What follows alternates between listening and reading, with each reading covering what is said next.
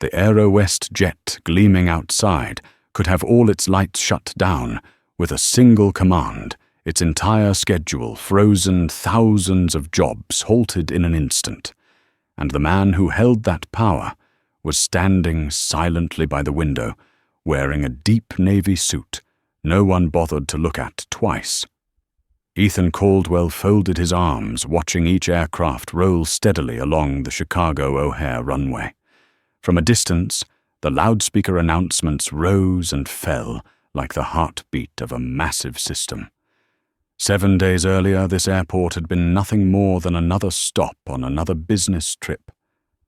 Now it was the starting line of a confrontation that would change an entire industry.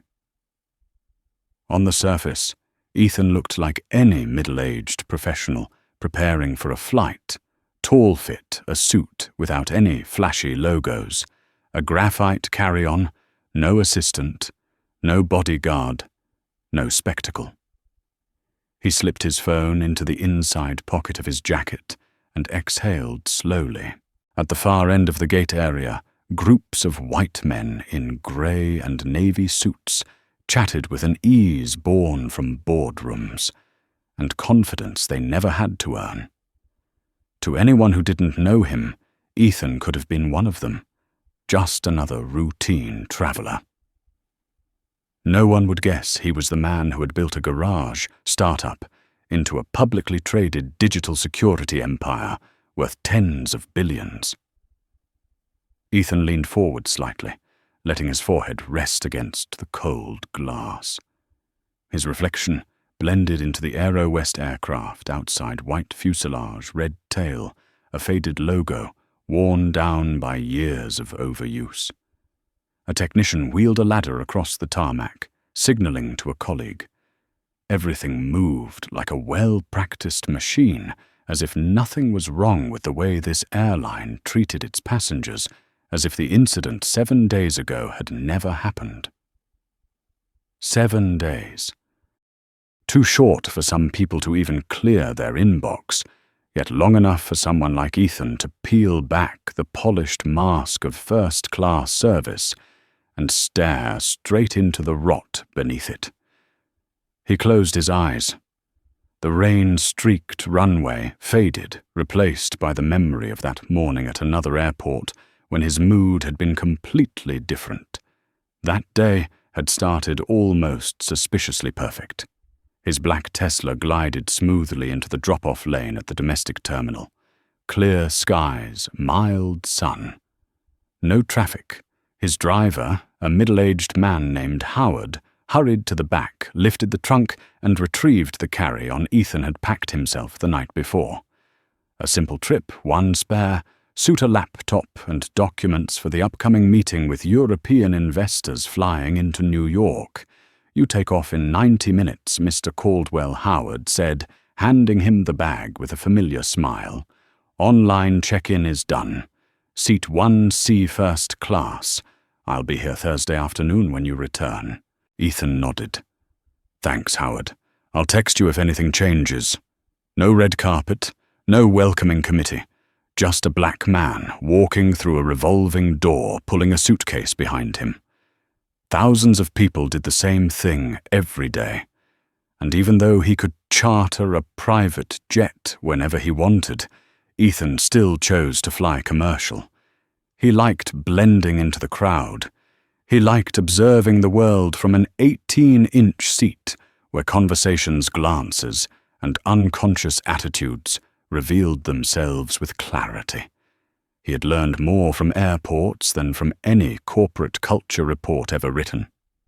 That morning he passed through security with the muscle memory of a seasoned traveler, removing his watch, placing his laptop in a bin, walking barefoot through the scanner, nodding to the TSA agent who recognized his name. "Montgomery Digital, sorry, Caldwell Technologies," the young agent said, a bit shy but enthusiastic. "I use your company's software." Ethan smiled warmly. "I appreciate that." He never needed recognition, but he appreciated every person who understood the work behind his success. After clearing security, he checked the flight board. Aero West AW2 San Fortien to New York was on-time boarding in 40 minutes. Beside the listing glowed a row of gold symbols for first-class priority elite members. His name had been in that category for 7 years. Over 2 million miles flown. Thousands of hours in the leather seats, sold as privileges. He walked toward the lounge, but stopped when he heard the boarding call for another flight. He noticed something he always paid attention to: who was invited to board first, who was asked to wait off to the side, who received a full smile, who received only a glance. Ethan had never seen himself as a victim. His mother Eleanor had taught him early, "You will walk into rooms where they are ready to doubt your every breath. Do not let them decide who you are." He had grown up between two worlds, a working-class black neighborhood where a missed bill meant losing dinner, and a college campus where most students didn't worry about tuition. He understood that airports, the gateways of society, revealed those divides most clearly. He turned away from the lounge and headed straight for the gate. The Aero West waiting area was already crowded. Hard-shell suitcases lined up beside tailored pants, steaming coffee cups, glowing laptop screens. At the front, the first-class priority sign sat on a metal stand, drawing an invisible border everyone understood, but no one openly named. Ethan stood behind it, scanning the crowd. An older white man describing a golf trip, a blonde woman adjusting her Hermes scarf, a young guy absorbed in a stock trading app. They all looked like the picture society painted of a first-class flyer. Suits watches, laptops, easy confidence. Ethan's fingers brushed the leather strap of his Patek, the watch his mother gave him after his first IPO. It wasn't meant as a status symbol. It was a reminder you've gone further than she ever dreamed possible. When the speaker announced first-class boarding, Ethan stepped forward and opened the Aero West app, ready to show his digital boarding pass. It was a routine gesture, almost automatic. A second earlier, he had been thinking about investor slides, the Berlin office expansion, a new algorithm his team was refining. 1 second later, everything shifted. The gate agent, a white woman in her late 50s, named Linda Hawthorne, glanced up and gave him a thin smile. Not hostile, not welcoming, just that familiar expression he had seen his whole life in rooms where people decided who he was before he said a word. "Boarding pass and ID," Sir Linda said. Ethan handed her his phone, clearly showing AW214 first class. Seat 1C, along with his ID from his leather wallet. Smooth, respectful, routine. He had no reason to brace for conflict. Linda looked from the screen to his face, then back to the screen. The thin smile vanished. Her brows tightened.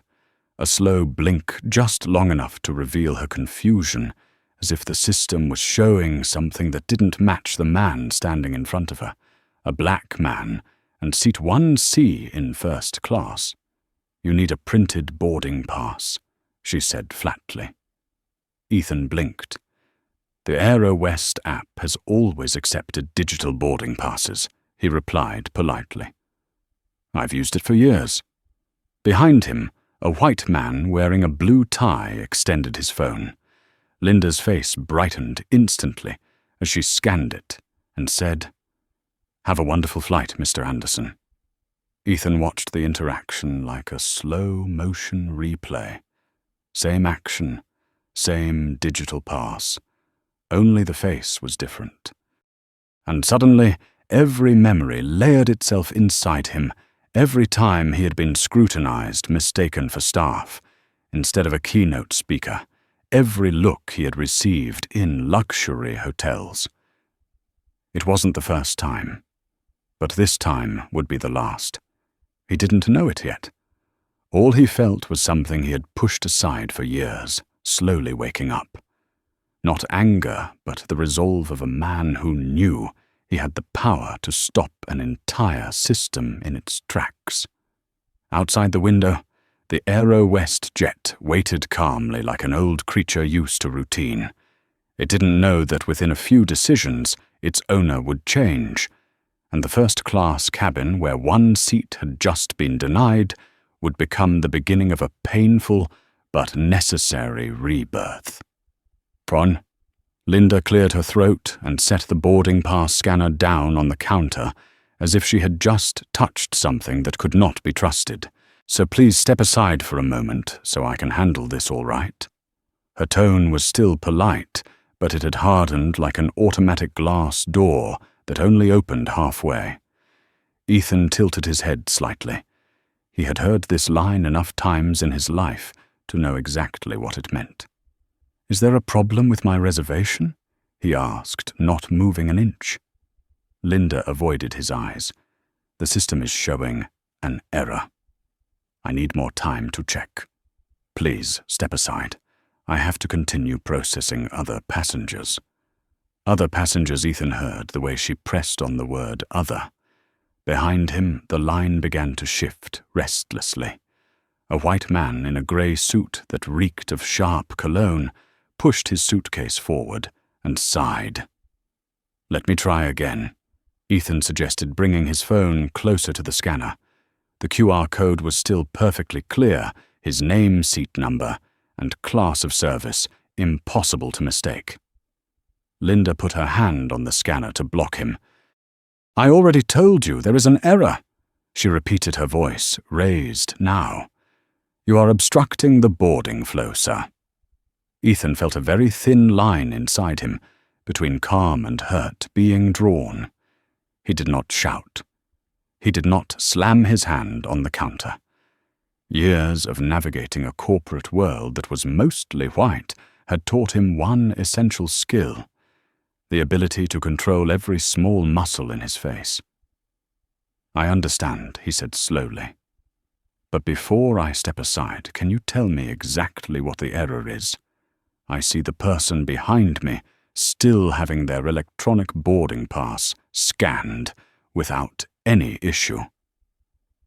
As if on cue, the man in the grey suit reached around his phone, almost brushing Ethan's shoulder. Linda instantly lit up with a bright smile, pulled the scanner toward him and said, "Welcome, Mr. Patterson. We wish you a wonderful flight as always." A soft beep and his boarding pass was accepted immediately. You see, Ethan said, his voice still even. Same app. Same type of code. Linda's eyes sharpened. She leaned toward the small microphone clipped to her collar. "If you continue to cause disturbance," she said deliberately, loud enough for people nearby to hear, "I will have to call security." From the seating area, a few heads lifted. A woman whispered to her husband. "Here we go again."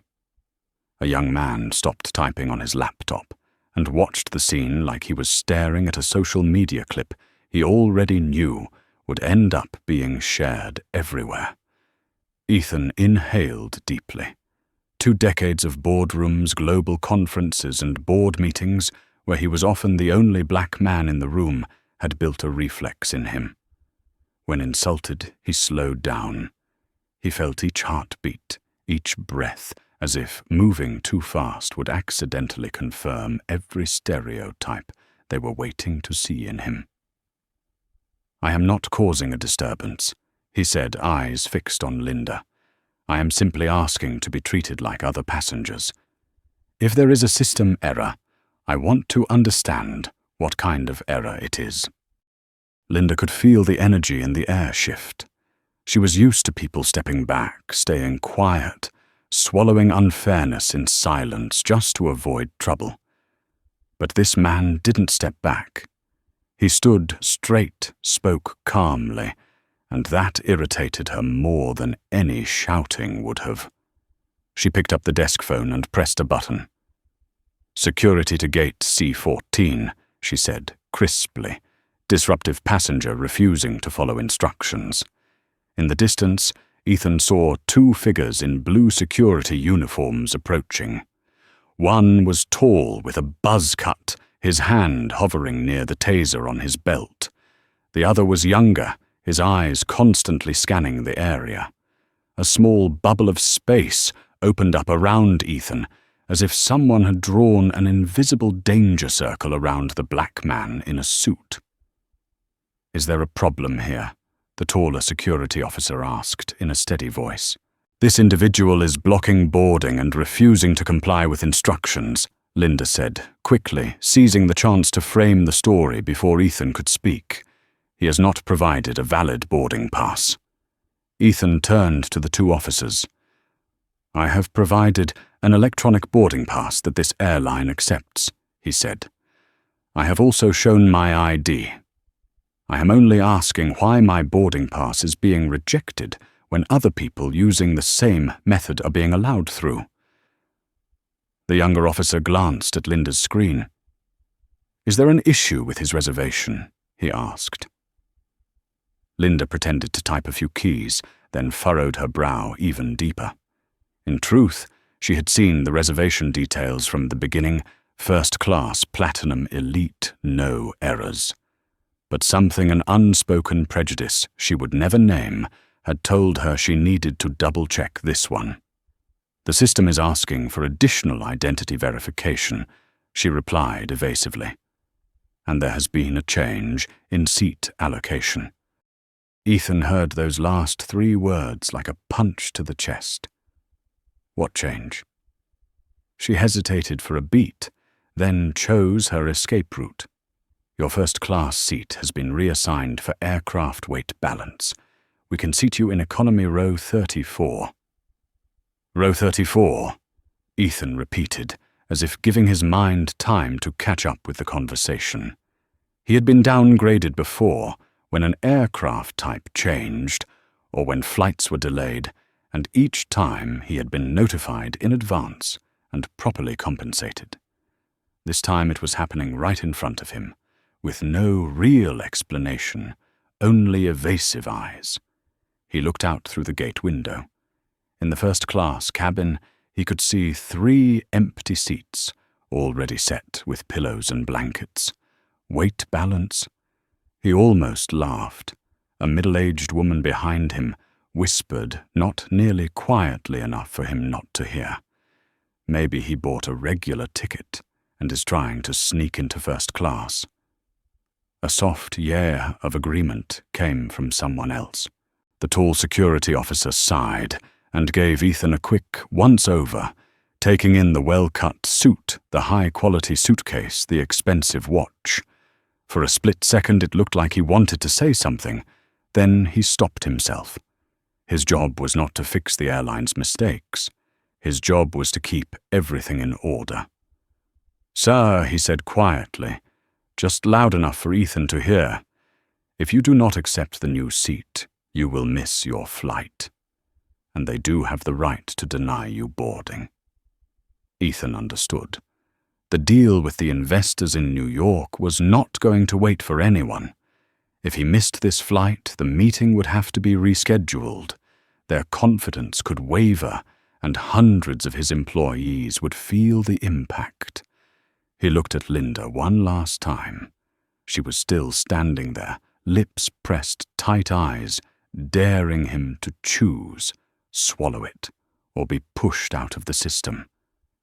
In the silence that stretched for a few seconds, 2 battles were happening at once.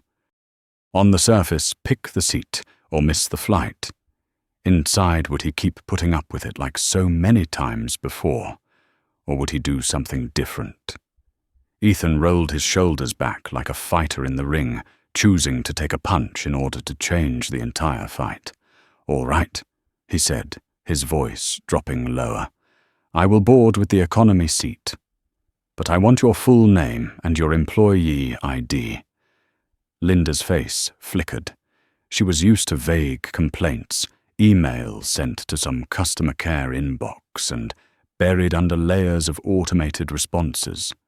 But this man said it with a certainty that unsettled her. "You can contact Aero West customer service," she replied, trying to regain control. Ethan did not answer. He took the newly printed boarding pass where seat 1C first had disappeared and been replaced by seat 34B economy. One small change in text, but behind it was an entire value system that had just pushed him down to a seat beside the lavatory. As he walked down the jet bridge, the loudspeaker behind him kept calling, "First class, boarding, elite boarding." People moved aside for him, not out of respect, but to avoid being caught up in whatever this was. The smell of jet fuel, mixed with early morning coffee, flooded in a scent that reminded him of hundreds of flights he had taken.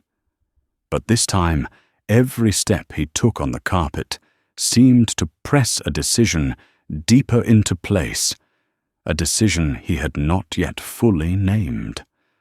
Passing through the first-class cabin, Ethan glanced over and saw a flight attendant pouring champagne for a white passenger, her smile soft and sparkling, like the bubbles in the glass. As he walked by, her eyes slid over him, as if he were an empty space, someone who did not belong there. He kept going. Row 10, row 18, row 25. With each step, the aisle felt narrower, the ceiling lower. Finally, he stopped at row 34, the middle seat near the lavatory, where the door kept opening and closing, with a dry, mechanical click. The man on his right, heavy-set, wearing a T-shirt with a sports team logo, shifted his body, making room without hiding his annoyance. "Tight in here," he grumbled, then looked at Ethan with a doubtful glance that seemed to ask, "Are you sure you are in the right place?" Ethan fastened his seatbelt. "Yes, this is the right seat," he said quietly, almost as if speaking to himself. "For now." The plane began to taxi.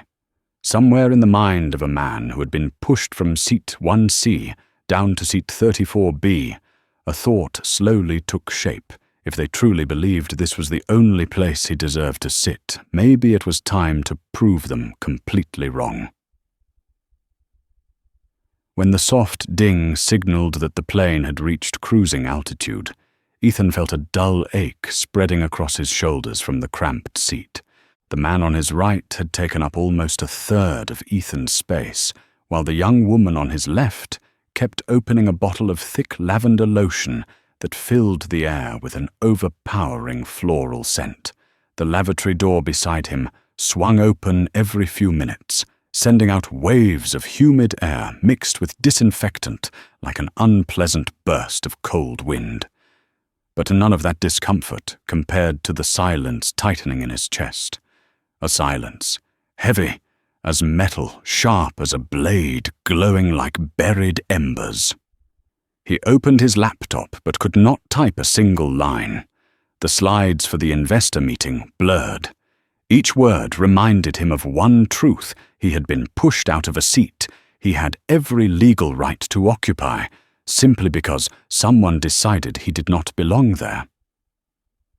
Ethan exhaled, closed the laptop, and at that moment the monotone voice of a flight attendant came from above him. "Water, sir." It was not a question, more of an obligation, recited out of habit. Ethan looked up.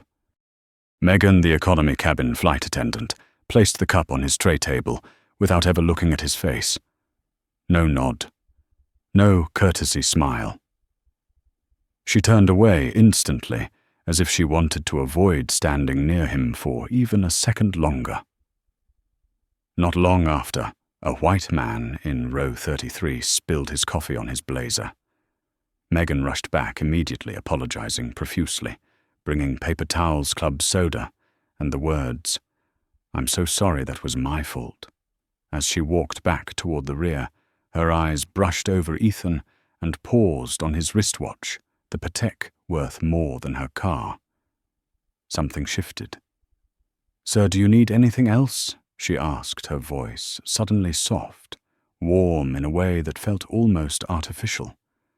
Ethan held her gaze for 2 seconds, then answered gently, "No, thank you.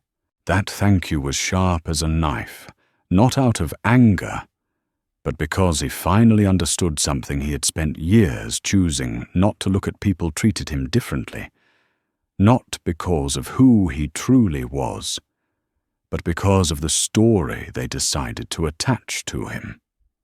Megan moved on, though the confusion on her face lingered. Ethan folded his hands on his knees, staring at the screen on the seat back ahead. Behind that calm expression, his mind was running calculations no one in this cabin could imagine. Aero West's market cap, the hidden debts tucked inside their financial statements, the legal vulnerabilities in their internal policies, the way the right CEO at the right moment could drain their leverage within weeks. He did not know when he had stepped onto that path, but perhaps it began the moment he was handed that new boarding pass with the number 34B, an insult packaged in a tiny slip of paper, the first gear quietly turning. The plane hit a small patch of turbulence. The man beside him grumbled something about seats made for children. Ethan almost laughed. The small seat was the least significant problem today. In the dark reflection of the blank screen, after he powered it off, Ethan saw himself composed, but his eyes were not the eyes he had a few hours earlier. This was no longer the look of a man who tolerated unfairness just to keep things easy, but the look of someone who had gone far enough in life to know that some battles, if avoided, once would come back to crush you again and again. As the plane began its descent, Ethan felt his mood sink with it. Today he looked more disheveled than usual, his shirt wrinkled from the cramped cabin, his tie crooked the cuff of his sleeve, still marked with dried coffee. Nothing about him resembled the polished CEO expected to walk into a meeting with European investors, but he had to go straight into that meeting the moment he left the plane.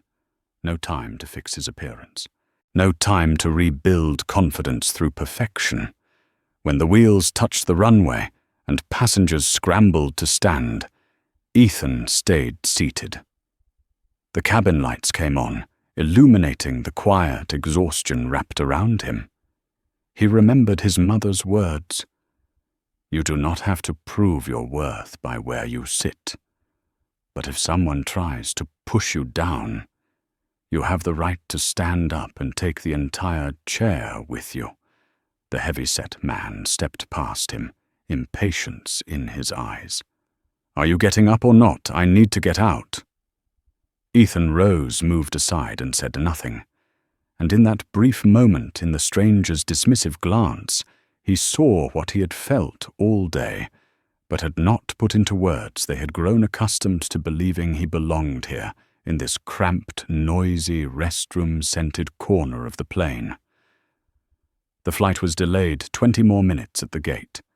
Then another 10, because the aisle was clogged with slow-moving passengers.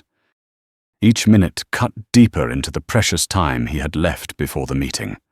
Finally, he stepped out of the cabin, dragging a suitcase whose wheels were jammed from the crowded overhead bins.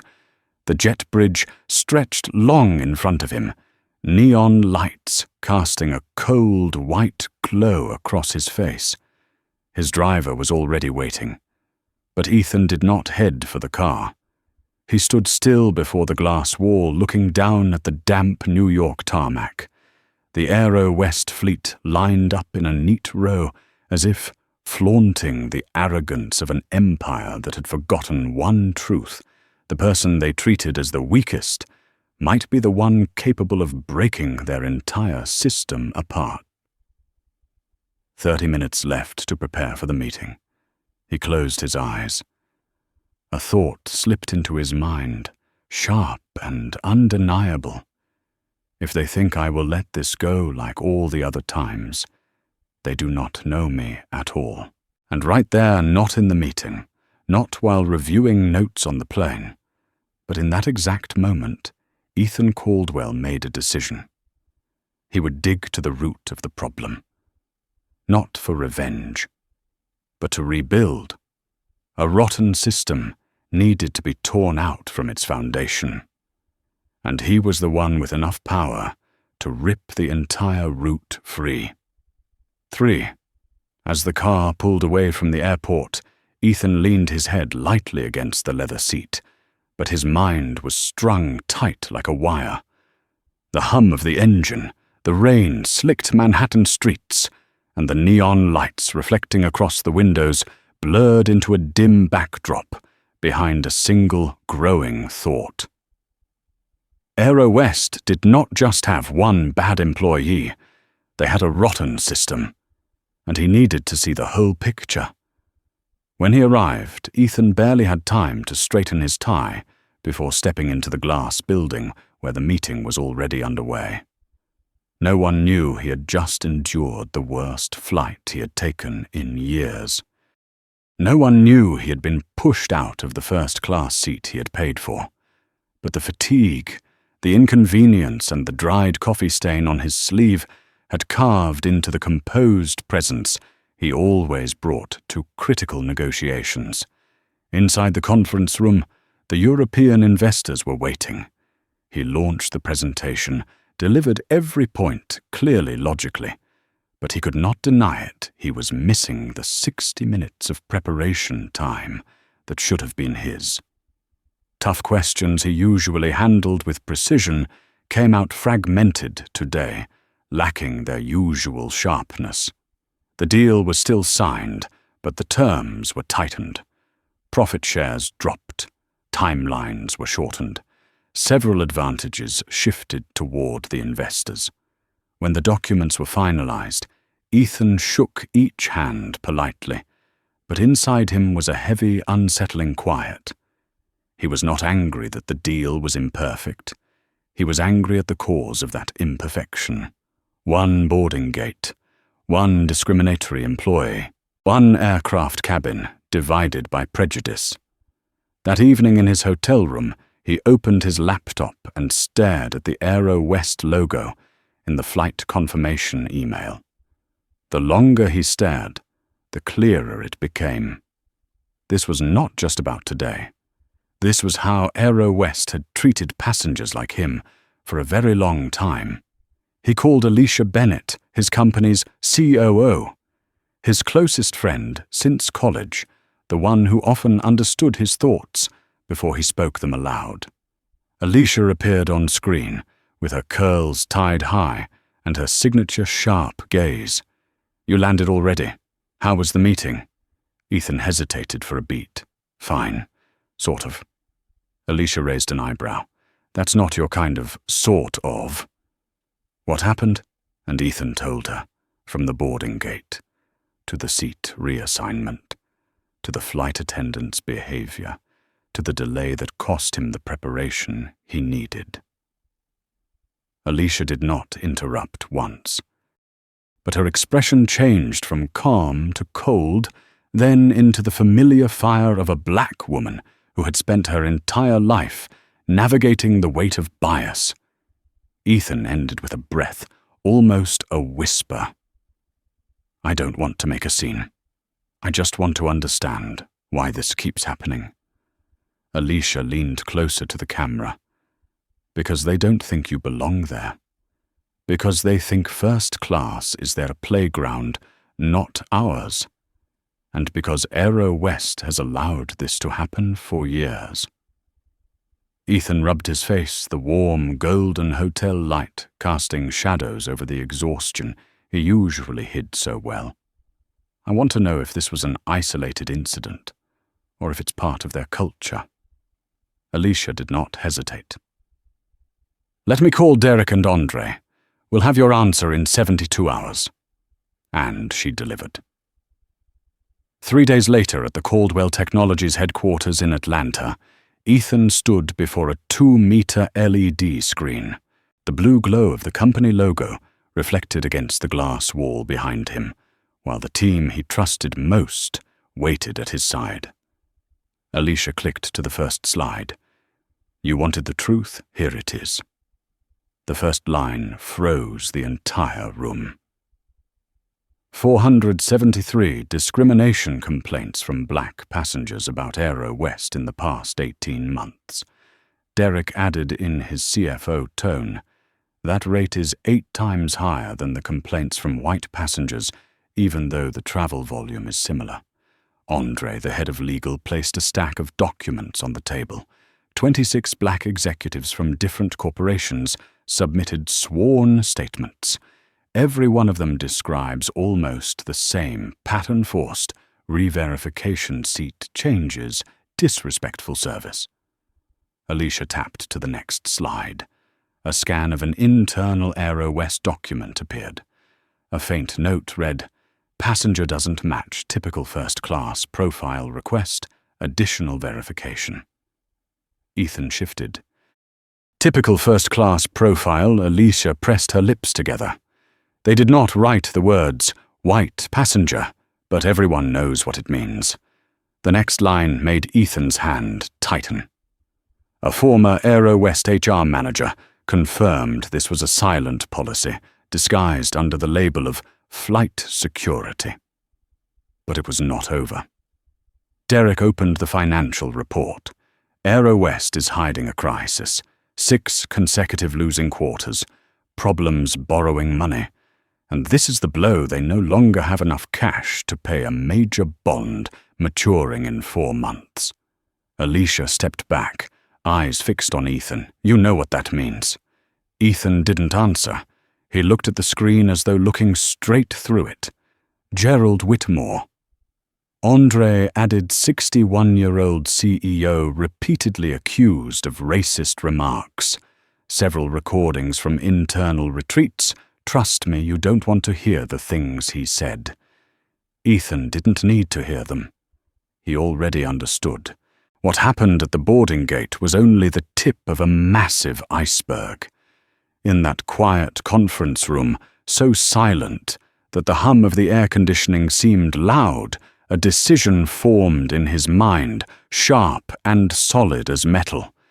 If a system is discriminatory from its roots, the only way to fix it is to replace the roots entirely. Alicia looked at him, lowering her voice. "Ethan, are you thinking what I'm thinking?"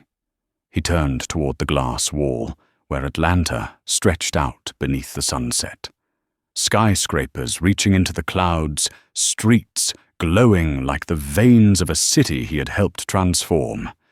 He did not need to answer the question, because the answer was already written clearly in his eyes. Aero West did not need a complaint email. They needed a purge. And Ethan Caldwell, with his intelligence, his resources, and his influence, was exactly the man who could make it happen. Not for revenge, but to end a system that had harmed thousands of people like him. Because sometimes, to fix a house that has rotted to its core, the only solution is simple. Tear it down and build it again. The moment Alicia finished speaking, the room seemed to sink by a beat. No one said another word, but Ethan could feel the shift in the air, as if the 3 of them were standing at the thin dividing line between a bold decision and an actual storm. Aero West was not a small company. It was a national airline, a legacy brand spanning 3 generations, a giant nearly everyone had heard of.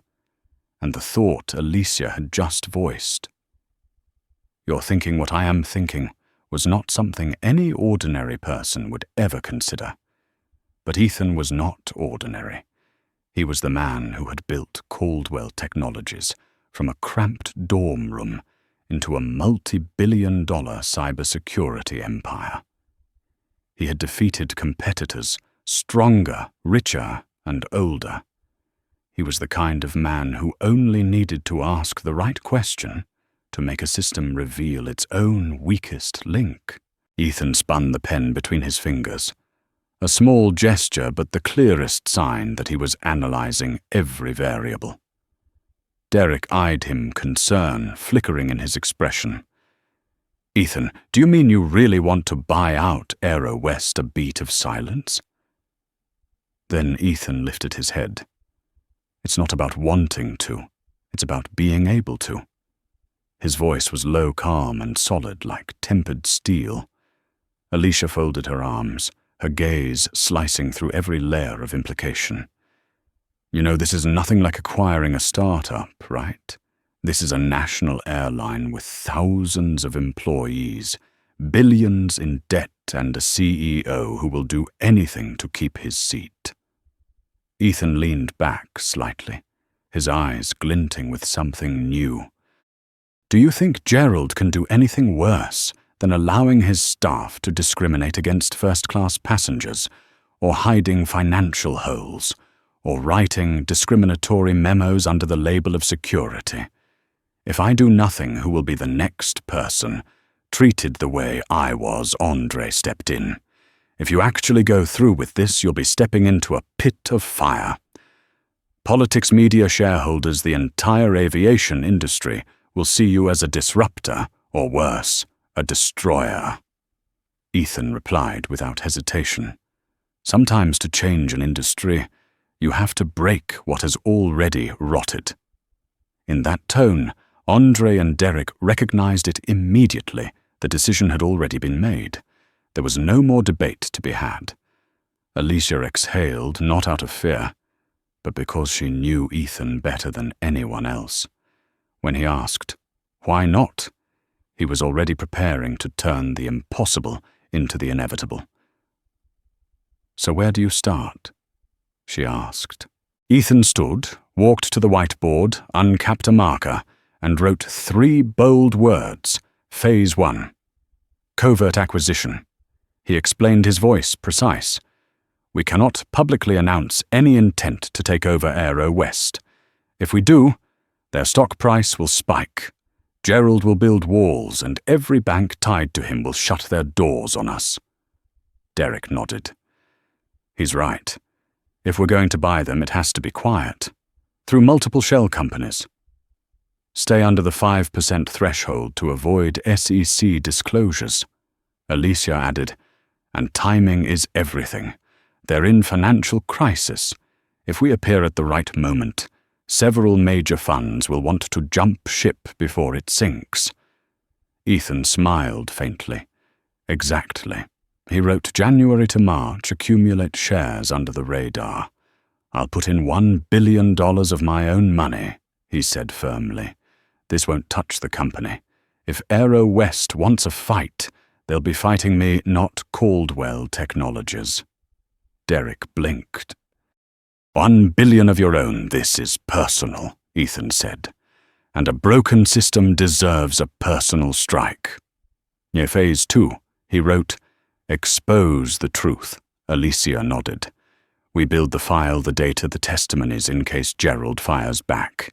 And we make sure that when the truth comes out, everyone sees this as a systemic issue, not an emotional outburst. Andre added, we'll do it through legal channels, discrimination charges, ethical violations, financial concealment. If necessary, we'll take it to the press. Ethan added quietly, but only when we hold enough shares, not a second earlier. Phase 3. He wrote, strip Gerald of power. Once we control 30%, Ethan said we'll be entitled to board seats. From there, we pivot. Alicia raised an eyebrow, and the final phase, Ethan lowered the pen and wrote the last line. Phase 4. Rebuild. Recreate Aero West into a fair, modern airline. Everyone in the room stared at that line, not in shock, but because they understood. This was not about revenge. This was a surgical operation to heal a system that had been sick for decades. At that moment, the glass wall beside them reflected the blazing red Atlanta sunset. The sky looked like a storm gathering, beautiful, fierce, unstoppable. Ethan stared at that red sky as if seeing 2 roads ahead. One peaceful and easy file, a complaint accept a $50 voucher, move on. The other chaotic and storm-ridden, acquire an entire airline, challenge. An entire industry, fight systemic discrimination head-on. He chose the storm.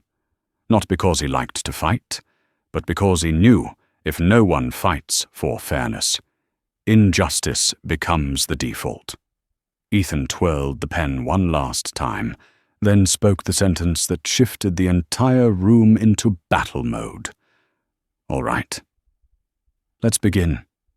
Alicia smiled a half-smile of someone stepping into a war she believed they could win. Derek opened his laptop, pulling up the financial models. Andre reached for his phone to summon the legal team. In that glass-walled room on the 23rd floor, the man who had once been shoved into seat 34B was preparing to become the man who would drag the CEO of a national airline out of the most powerful seat he owned. And Aero West Airlines had just become the target of a man they should never have provoked. 5. Ethan would never forget the feeling of that moment, the way the entire room fell silent for a breath, before suddenly moving again, like a machine jolting to life. Alicia was already on the phone with the data analytics division. Derek pulled up the market tracking dashboard. Andre contacted the legal team in New York to prepare the first batch of documents. But just as everything was running smoothly, Alicia froze, mid-sentence, turned toward Ethan and asked, "Are you sure you want to keep all of this in the dark? Once Aero West senses anything, they're going to strike back, and it won't be clean." Ethan looked at her half-smile, half-seriousness. "I'm not afraid of dirt. I'm afraid of silence." The silent takeover began. 3 days later, the first transactions went through. Small, quiet, without drawing attention. 12,000 shares, 45,000 shares, then 87,000 shares purchased through 3 shell companies: Lydell Capital, Bluestone Holdings, Marwin Asset Group. No one knew these 3 names all belonged to Ethan. One afternoon, Derek slid his laptop across the table toward him, excitement mixing with triumph. "We hit 4.7%, still under the SEC reporting threshold." Alicia immediately interjected, "Stretch it further. Keep buying at this pace. No signature patterns, no footprints." Ethan nodded, though his eyes remained distant. Inside his mind, every detail was aligning into place: cash flow timing, debt maturity dates, market sentiment, the psychology of major shareholders. This was not merely business. This was a chess match between him and Gerald Whitmore, the CEO of Aero West, who still had no idea he was on the brink of losing his power to a passenger he once dismissed. And then, the inevitable meeting had to happen. A week later, Ethan's legal team informed him they had secured a meeting with Gerald under the pretext of a cybersecurity partnership proposal. On the morning of the meeting, Ethan stood in front of the mirror and tightened his tie slowly. Not to impress, but to remind himself today he was walking into the wolf's den. But he was not the prey. Gerald Whitmore, 61, welcomed him into an office so large it bordered on unnecessary. The scent of walnut wood and expensive cologne hung in the air. Gerald did not stand. He simply glanced at Ethan from head to toe, with the look of someone who had spent his entire life measuring worth through skin color and brand names. "I heard you want to help Aero West with security." Gerald crossed his arms, his tone bored as if speaking to a salesman. Ethan sat down, calm and steady. "Not just security. I want to talk about how your airline treats its passengers." Gerald's voice dipped for half a second, then sharpened again. "I think you're being overly sensitive, mister. What was it? Carter Caldwell. Cases like yours are not our problem." The air in the room dropped several degrees. Andre, seated beside Ethan, clenched his jaw in anger. Alicia looked at Gerald like she was staring at an extinct species. Ethan, on the other hand, simply tilted his head and gave a faint smile. "Good. Thank you for your honesty." Gerald frowned. "What is that supposed to mean?" Ethan placed a thick folder on the table. "These are 473 discrimination complaints from the past 18 months, 26 sworn statements from senior black executives, edited financial reports, and internal emails instructing staff to identify passengers who do not fit the first-class profile." Gerald scoffed. "What are you going to do?" Sumi Ethan stood. "No, I'm going to buy your company." Gerald froze. A loud laugh burst out of him, almost shrill. "You buy Aero West. Who do you think you are?" Ethan leaned forward slightly, looking him directly in the eyes. "I am the man your system underestimated one single time."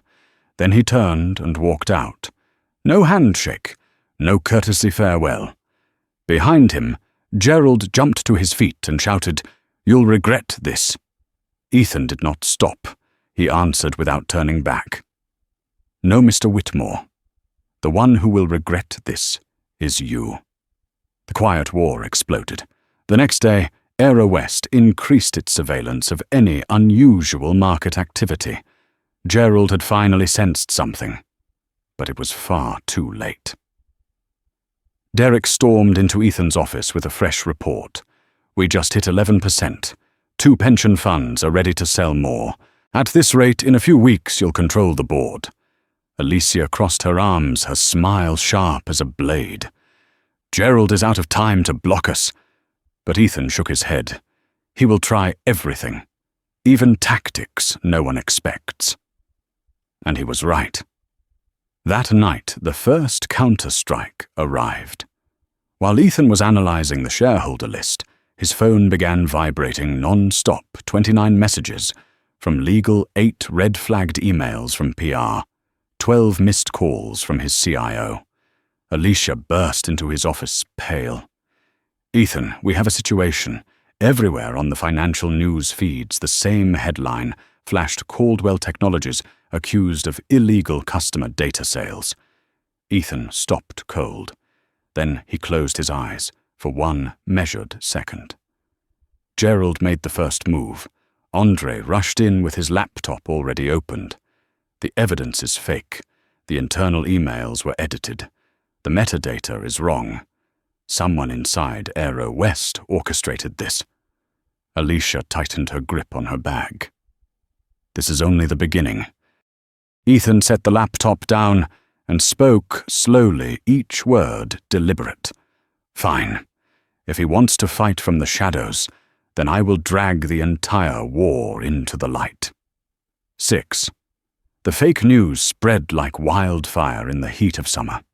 In a single night, the reputation of Caldwell Technologies, the empire Ethan had spent 18 years building, was dragged through the mud by baseless accusations. Rival outlets rushed to speculate. Financial forums buzzed. Social media roared with angry hashtags. By the next morning, the company's stock had plummeted 23% in the first 90 minutes of trading. This was no ordinary market reaction. This was a deliberate attack. Ethan knew it the moment he saw the chart bleeding red. It was exactly the kind of move a desperate, powerful CEO like Gerald Whitmore would make when he sensed his throne slipping. Alicia slammed her hand on the table, voice shaking with fury. "This is him. No one else has the motive, the power, or the filthiness to pull something like this." Derek stood near the screen, his voice tight as wire. "All 4 investment funds we approached last week froze communication. 2 major clients put partnerships on hold. If this continues, it'll take us a year to recover." Ethan listened to everything without reacting. He stared at the screen with eyes so cold, Derek instinctively swallowed. Alicia walked over, placed a hand on his shoulder, and whispered, "Ethan, we can stop. No one expects you to keep fighting. This attack is hitting the company, not just you." Ethan rose slowly. "No, This is not the moment to stop. His voice was low, steady, unshaken. Gerald thinks I'll fall to my knees to protect this company's reputation. What he doesn't understand is, he turned to the room. I didn't build Caldwell Technologies to play safe. I built it to win. The first counter-strategy. Ethan summoned the entire crisis response team. 20 minutes later, the main conference screen filled with legal teams, PR managers, data forensics experts, and senior communications advisors. Andre gave the first report. We analyzed the metadata in the leaked emails. All of them show signs of tampering, and the editing was done using Aero West's internal software. We have proof these documents are fabricated. Alicia added quickly, "You can file a report with the SEC and the FTO, but we need to be careful. If we move too soon, Gerald will flip the narrative." Derek pointed at another red flashing number. The stock dropped another 7%. "Ethan, make a call. We cannot wait any longer." Ethan closed his eyes for a few seconds, then opened them with a sharpness that made the entire room fall silent. "We strike back." Alicia frowned. "What exactly are you planning?" Ethan answered each word with precision. "We do not defend. We attack. The counter-offensive, the Phoenix Protocol." He opened a file he had prepared the night before. The title glowed on the screen, Phoenix Protocol. 3 branches. 1, expose the forged documents, send the entire metadata package to TechCrunch Wired and the Wall Street Journal anonymously, and let their journalists confirm the truth independently. 2, file a formal report to the SEC, accusing Aero West of market manipulation through fabricated information. 3, protect the accumulating shares. Derek would immediately restructure the investment entities to prevent Aero West from tracing the acquisitions. Alicia stared at Ethan, half impressed, half stunned. "You prepared all of this?" Ethan replied quietly, his voice like the strike of a metal bell. "The moment Linda pushed me down to seat 34B, I knew this was coming." The counterattack began. At exactly 4 in the afternoon, the first article appeared. Independent security expert confirms Caldwell Tech emails show signs of fabrication. 20 minutes later came the second, is Aero West involved in spreading false information? 2 hours later, TechCrunch erupted. Breaking internal source confirms Aero West instructed staff to handle passengers who did not match first-class profile. Social media flipped in less than 1 evening.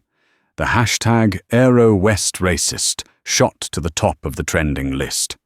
Old videos of black passengers describing discriminatory treatment resurfaced like a tidal wave. Alicia looked at the suddenly reversing chart and let out a short, delighted breath. Gerald is probably throwing his laptop at the wall right now. Ethan did not smile. Not yet. He has more, and he did. At 10 that night, while Ethan was reviewing the shareholder list, his phone buzzed violently. 29 messages from legal, 8 red-flagged emails from PR, 12 missed calls from his CIO. Alicia burst into his office, pale. "Ethan, something happened." Across every major financial news site, the same headline blinked in bold: Caldwell Technologies, accused of illegally selling customer data. Ethan froze, then inhaled once as if steadying himself. Gerald made his move. Andre rushed in with his laptop. "The evidence is fake. The internal emails were tampered with. The metadata is wrong. Someone inside Aero West manufactured these." Alicia clenched her bag. "This is only the beginning." Ethan set the laptop aside and spoke slowly. "If he wants to fight from the shadows, then I will drag the whole war into the light." But then, The worst blow landed. Ethan was still in his office when his phone rang again, this time with a name that made his heart stop. Kayla, his daughter. Her voice cracked from the first word. Dad Tyler told everyone at school that you're trying to destroy his family's company. He said you're using the race card to get attention. Ethan gripped the phone tight. Gerald did not just attack him. He had dragged his son into it and used that boy to strike at Ethan's daughter. Kayla continued, her voice breaking. No one will talk to me now. They say I'm the daughter of a troublemaker. I don't know what to do. Ethan closed his eyes, tilting his head back to hold down the fire rising in his chest. He had prepared for financial attacks. He was ready for legal warfare. But he was not prepared for this, for his daughter crying because she had been pulled into the line of fire. Alicia walked in just as Kayla finished speaking, and for the first time in years, she saw Ethan falter, not because of money, not because of reputation, but because someone had struck at the one place he had no armor. The moment he almost quit. As Ethan sank into his chair, hands hanging loosely at his sides, Alicia recognized a dangerous threshold, the place where even the strongest leaders make the worst decisions. Ethan, she said softly, you can stop. No one will blame you. He did not respond. He stared out the window where the city lights blurred like a distorted galaxy. Voices echoed in his mind like a storm.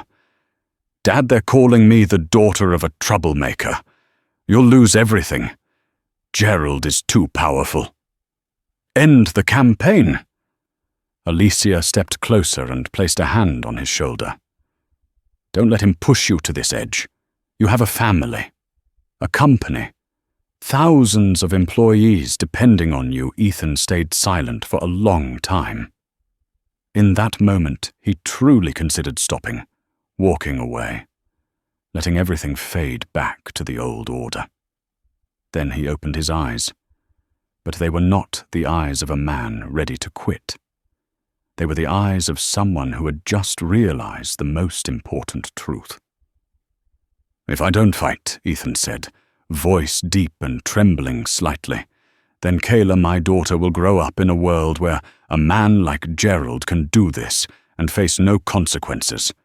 He stood, straight-backed, eyes blazing like forged steel. No, I'm not stopping. Alicia let out a thin smile, the smile of a warrior seeing her ally rise again. Then we strike back. Ethan nodded. Not just strike back, we finish this war. 7.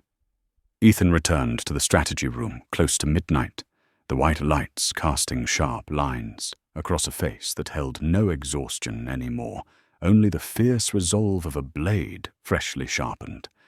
Without hesitation, he called the core team back. Alicia arrived first, followed by Derek Andre and the Data Analytics Division. The conference room lit up as Jasmine, the head analyst, opened the main screen, her hands trembling slightly from the discovery she had just made. We traced the metadata, cross-checked internal IP logs, analyzed the timestamp rendering on the emails, and we have the result. Ethan folded his arms and nodded once. Tell me. Jasmine pressed a key. The screen displayed a digital fingerprint, as clear and undeniable as a confession. Every forged document was created inside Aero West's internal server. The air in the room seemed to collapse inwards. Andre slammed the stack of folders on the table. 100% confirmed. This is fabricated evidence market manipulation and a deliberate corporate attack. Alicia pointed to the final line in the report. And the most disturbing part, the access was activated using the account of Gerald Whitmore. Derek exhaled sharply, caught between outrage and disbelief. That man has lost it. He used his own CEO credentials to launch a smear campaign. Ethan replied without a second of doubt. Not lost it. He's desperate. He turned to the entire team. From this moment on, we're no longer defending. We attack from both sides. His orders came fast. Andre, prepare the filing for the SEC. This is a severe violation of securities law and market integrity. Derek, protect the acquired shares by restructuring every shell corporation. Aero West must not find the trail. Alicia, prepare a full transparency report. Anyone asks anything, we give them the real numbers. Then he looked at Jasmine. I want every Aero West employee who has been deleting passenger complaints identified. Tonight. The team moved, instantly transformed into a newly awakened army. Emails shot out. Data uploaded. Legal documents finalized. Anonymous calls to major media outlets initiated. By 5 a.m, the first wave of articles detonated across the internet. Legal experts confirm the leaked Caldwell Tech emails are fabricated. Internal source reveals Aero West deleted complaints from black passengers. Digital evidence links Aero West's CEO directly to forged documents. Social media erupted. The narrative flipped faster than Gerald could respond. Aero West investors panicked, demanding emergency meetings. Employees leaked information anonymously. Dozens of black passengers resurfaced old videos describing discrimination eerily similar to Ethan's. And just as everything was rising like a tidal wave, Ethan's phone rang. An unknown number. He answered. A deep, weary, authoritative voice spoke. Mr. Caldwell, this is Richard Donnelly, member of the Aero West Board of Directors. Alicia and Derek exchanged a look, their hearts pounding. Richard continued, I cannot speak publicly, but everything you suspect about Gerald Whitmore is true. He is not only discriminatory, he has hidden financial mismanagement, manipulated regulations, and he crossed the line when he attacked you. Ethan tightened his grip on the table. Why are you calling me? Richard lowered his voice. Because I've been watching this battle, and for the first time in years, I see hope. A heavy breath. You must keep going. Gerald cannot remain at the head of this airline. Several board members are starting to side with you. Derek's eyes widened. Alicia nearly let out a victory shout, but Richard wasn't finished. Be prepared. Gerald will retaliate with everything he has. But if you survive this phase, you will have the votes to remove him. Ethan closed his eyes for 1 second, absorbing every word. When he opened them again, the sharpness in his gaze held not a single trace of doubt. Thank you, Richard. I know what I need to do. The call ended. The room went silent for a beat before Alicia broke into a blazing smile. Ethan, you just did something no one else had the courage to do. Ethan shook his head. No. Aero West did something wrong. I'm just refusing to let them bury it. He stood looking at his entire team, all of them exhausted from a sleepless night, but their eyes glowing like embers fanned back into fire. Now, he said, his voice steady as stone, we prepare for the next phase. Because Ethan knew one truth. The real battle was still ahead, and this time he would not simply defend or counter-strike. He would pull the entire foundation of Aero West's power into the light and dismantle the system they used to trample people like him for years. 8. The night sky over Atlanta was coated in a heavy shade of iron gray, streaked with flashes of lightning that cut across the horizon like warnings of a storm waiting to erupt both outside and inside Ethan's life. He stood before the floor-to-ceiling windows of his penthouse, staring at the glittering city below without feeling an ounce of peace. Everything he had spent years building was being ripped apart, piece by piece, and the man pulling the strings, Gerald Whitmore, was using every shred of power he had left to crush him. But Ethan didn't yet know that tonight was only the beginning of the breaking point in the entire war. The news exploded across television screens. Caldwell Tech launches internal investigation. After allegations of misconduct, Ethan gripped the edge of the table so hard his knuckles turned white. He knew Gerald was ruthless, but he never imagined the man would go as far as sabotaging Caldwell Tech, a company that had nothing to do with Aero West, just to protect his decaying throne. His phone rang non-stop. Board members, partners, shareholders, journalists. Everyone wanted answers Ethan could not yet give. The door burst open. Alicia strode in her face, drained with fury. Bank of America called. They're considering pulling our credit line because of legal exposure. Derek rushed in behind her, practically out of breath. Ethan, 3 major cybersecurity clients have paused their contracts. They want time to reassess the situation. The hits kept coming, one after another, as if Gerald had prepared an arsenal of weapons just to blow Ethan apart. But the moment that truly stabbed through Ethan's heart came from someone he never expected, Zoe. His phone buzzed again. A text from his daughter Princeton withdrew my acceptance. They said my file has integrity concerns. I don't understand what's happening. Ethan froze. This was no longer an attack on business. This was an attack on a 17-year-old girl, the person he loved most in the world. He called immediately. Zoe answered with a trembling voice. Dad Tyler told everyone at school that Princeton rejected me because you pressured them. He said you're playing the race card to get attention. Everyone thinks I cheated. I'm embarrassed. I don't want to go back to school. Ethan listened as his daughter's voice shattered.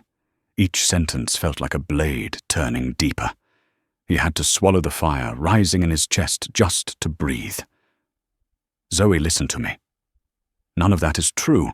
None of it. I will fix this. But her voice cracked again. I don't know who to believe anymore. The call ended like a door slamming inside his chest. Ethan stood in the middle of the room, guilt pressing down so hard he felt his spine might break.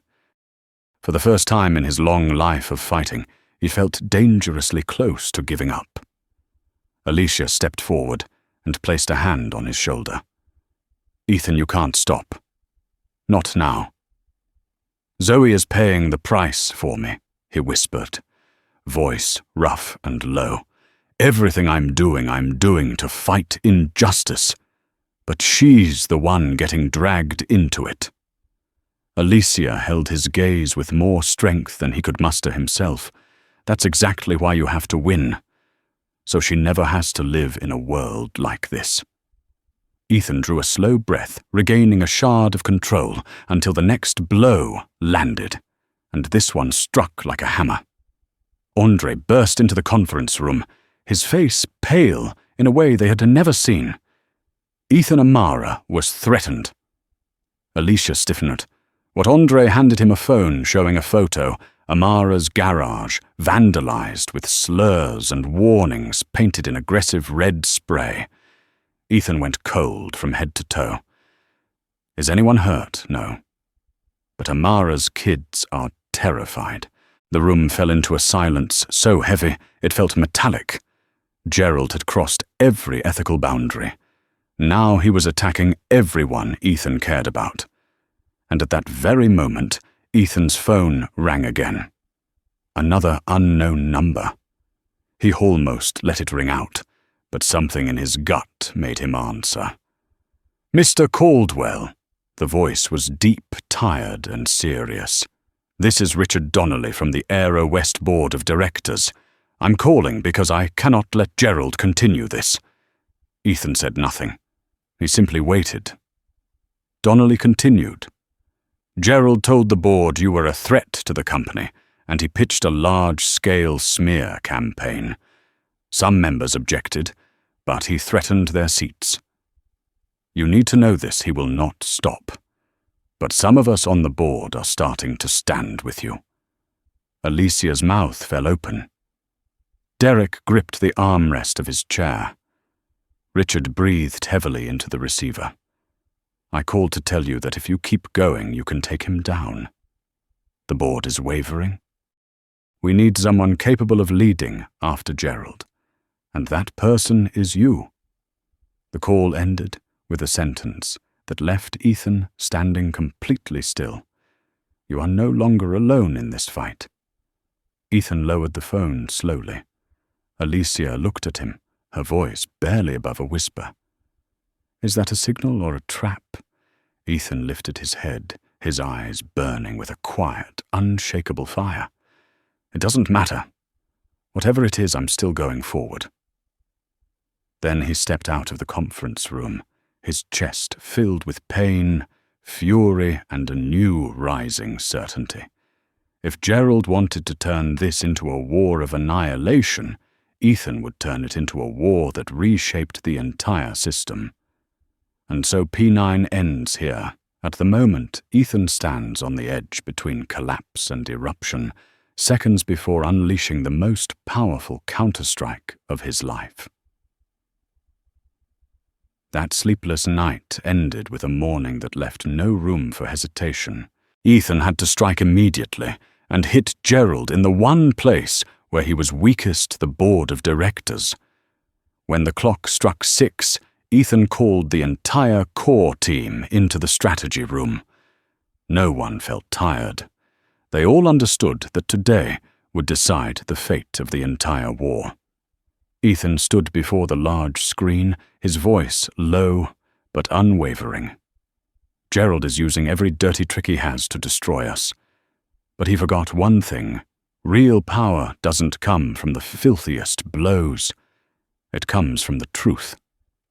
He laid out the Phoenix Protocol, the complete rebirth plan.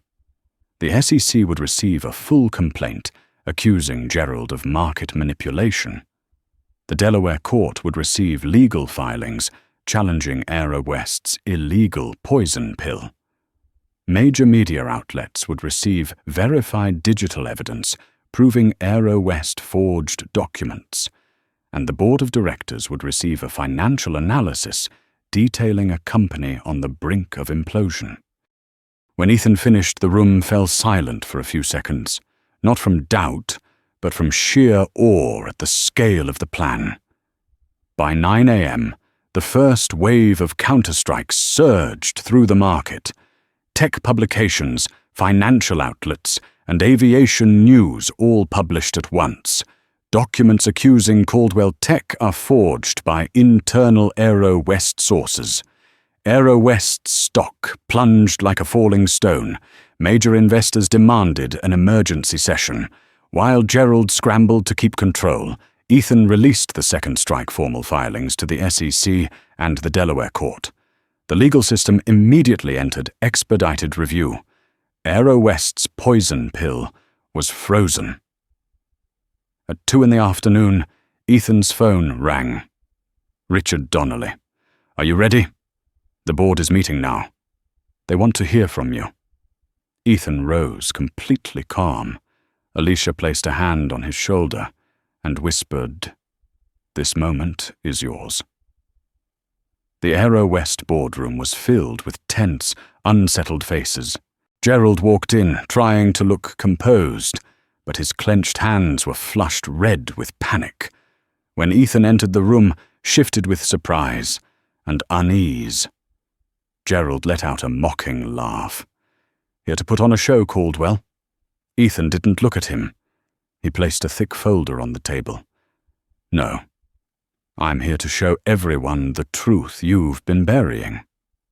He presented everything, the forged documents, the discriminatory directives in internal emails, the distorted financial numbers, the hidden debt deadlines, The internal scandals, every secret Gerald had spent years covering up.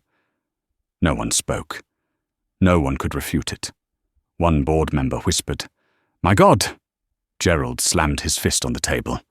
"This is lies." Ethan finally looked him in the eyes, not with anger, but with pity. "Lies? Would you like me to play the recording of you offering me $20 million to walk away?" The room erupted. Gerald's face drained of all color. One board member stood and shouted, "We vote, now!" The result came swiftly, almost brutally. 8 votes to remove him. 1 against. 1 abstention. Gerald Whitmore was stripped of power at Aero West that very day. As security escorted him out of the building, the very same force he had once weaponized against Ethan. Gerald turned back, eyes burning with bitter defeat. Ethan spoke only one sentence, soft as air, yet sharp as a blade. "You took my first-class seat. Today I take your whole airline." And as Gerald disappeared behind the doors, Ethan knew this was not the final victory. It was only the beginning of transforming a broken airline into a symbol of fairness and dignity. From the perspective of an expert in organizational culture and systemic power, Ethan Caldwell's journey reveals a truth that never grows old. Unjust systems rarely collapse because of one powerful blow, but because of the steady resolve of a single person who chooses to rise at the right moment. Ethan did not win because of financial power. He won because he saw the true core of the problem, a discriminatory culture that had rotted from within, and he chose to fix it rather than simply strike back. This was never a battle of ego, but a battle of values, of justice, of power, used the right way. What makes this story truly meaningful is not the dramatic reversal in which a man dismissed as a passenger becomes the one who controls an entire airline, but the message behind it. When an organization disregards human dignity, it digs its own grave. And when one individual dares to face the truth, dares to break the silence, dares to demand change, an entire system can be reborn. If Ethan's journey inspired you, like this video to help spread the message of justice and principled leadership, subscribe to continue following stories where those underestimated rise and reshape entire cultures. And before you go, comment exactly 3 words. Hold your dignity. A reminder that respect is never a privilege, but a fundamental human right.